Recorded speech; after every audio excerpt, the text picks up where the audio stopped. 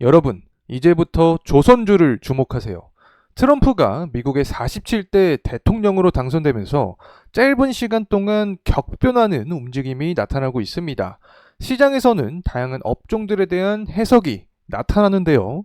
그 중에서도 이 조선주가 굉장히 뜨거운 모습을 보여주고 있습니다. 과연 이들은 어떠한 이유로 시장에서 환대를 받고 있을까요? 이 트럼프 2.0 시대에서 최대 수혜주의 역할을 할 수 있을까요? 여러분의 생각과 의견들을 공유해 주세요. 이 트럼프 2.0 시대에서 메인 키워드는 환율과 관세 그리고 대외 관계에 있다고 생각을 합니다. 자, 여기에는 중국과 한국이 빠질 수 없겠죠. 자, 먼저 환율의 경우를 살펴보도록 하겠습니다.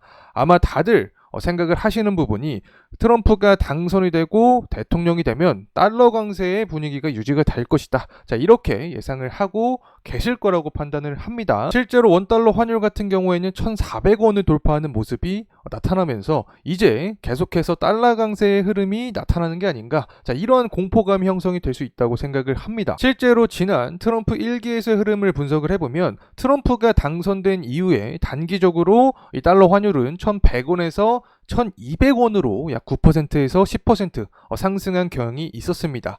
자, 이러한 비례 관계를 현재 대입을 해서 계산을 해봤습니다. 제가 계산을 한 결과가 이 1,380원대 기준을 잡고 계산을 해보니까 1,400원에서 1,450원까지 열려 있었습니다. 자, 그만큼 고환율에 대한 기조가 유지가 될 가능성이 있다라고 해석을 할 수 있겠죠. 자, 여기서 우리가 주목을 할 필요가 있습니다.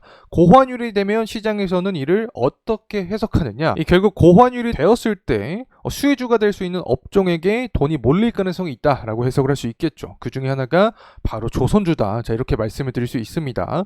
이 대형 조선주 같은 경우에는 사실상 이 환해지를 이미 했기 때문에 큰 영향이 없다라는 분석도 나타납니다. 하지만 시장에서는 수급적인 측면도 분명히 존재를 하죠. 이 심리적인 영향이 존재를 하고 통상적으로 고환율이 됐을 때 수혜주가 어디냐라는 판단을 했을 때 조선주로 형성이 많이 되는 경향이 있었기 때문에 조선주에 대한 순환매 가능성도 존재한다. 자, 이렇게 판단할 수 있겠죠.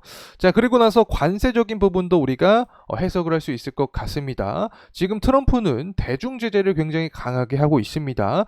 여러 산업이 존재를 하겠지만 여기에는 조선도 포함이 된다. 특히 글로벌적으로 봤을 때 우리나라랑 중국 두 국가만이 현재 경쟁인 상황입니다. 중국을 제외하면 당연히 우리나라가 세계 1위 이 조선업을 갖고 있다라고 해석을 할 수 있는 상황인데 트럼프가 중국을 제재한다, 관세를 매긴다라고 하면 반사익 관점에서 우리나라 조선주가 수혜를 입을 수 있는 환경이 만들어질 수 있다. 자, 이렇게 판단을 할 수 있겠죠. 자, 이 부분은 결국에 이 대외 관계에도 영향을 줄 수밖에 없다고 생각을 합니다. 이 트럼프 대통령 같은 경우에는 이미 우리나라 윤석열 대통령과 당선 이후에 통화를 완료했다라는 이야기가 나타나고 있습니다. 어떠한 내용이 주로 이루었냐? 여기에 바로 조선에 대한 이야기가 나타났다. 특히 한국의 이 건조 능력, 여기에는 선박뿐만 아니라 군함도 포함이 되겠죠. 특히 중국을 제재하기 위해서는 우리나라가 필요한 상황이기 때문에 이 조선업에서 우리나라랑 이 관계를 튼튼하게 맺고 싶다라는 의지를 표출해줬다는 내용이 나타나고 있기 때문에 자, 이러한 분위기가 현재 조선주 그리고 조선 기자재 업체들에게까지 유지가 되고 있지 않나 생각을 합니다.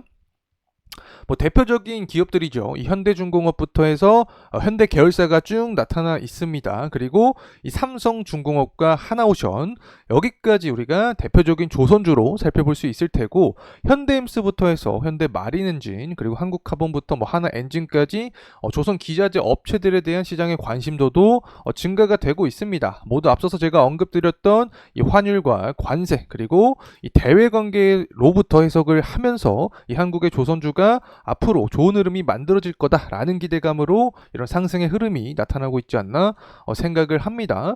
이 결국에 중국을 견제하기 위해서는 한국의 건조 능력을 이용할 수밖에 없다. 자, 이 부분으로 귀결이 되는 거죠. 특히 바이든 정부 같은 경우에는 이 LNG를 폐지를 하려고 했습니다. LNG를 규제를 하려고 했던 거죠. 자, 하지만 트럼프 정부는 이 LNG 프로젝트를 다시 한번 활발하게 이용할 가능성이 높다. 여태까지 바이든 정부가 LNG를 규제했던 것을 폐지할 확률이 높다. 자, 그렇다면 LNG로 수혜를 입을 수 있는 게 어디냐? 바로 한국의 조선업이다. 왜냐하면 중국 같은 경우에는 저가의 수주 물량을 대량으로 받습니다.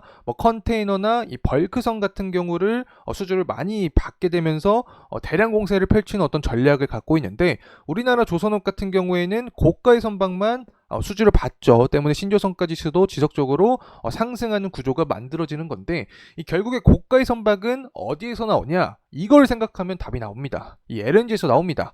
그래서 LNG를 다시 한번 활발하게 만드는 사람이 바로 트럼프가 되기 때문에, 자, 이를 통해서 우리나라 조선업이 수혜를 입을 수 있다. 자, 이렇게 판단을 하는 것 같습니다. 시장에서는. 여러분, 짧다면 짧게 현재 시장에서 조선주가 부각되는 이유들, 또 앞으로 우리가 이 트럼프 2.0 시대에서 조선주를 눈여겨봐야 될 이유들을 좀 이야기를 해봤습니다. 자, 여러분은 트럼프 2.0 시대에서 어떠한 업종이 가장 큰 수혜를 받으실 것 같으신가요? 또 조선업에 대해서는 어떻게 생각하시나요? 여러분의 의견들 공유해 주시면 감사하겠습니다.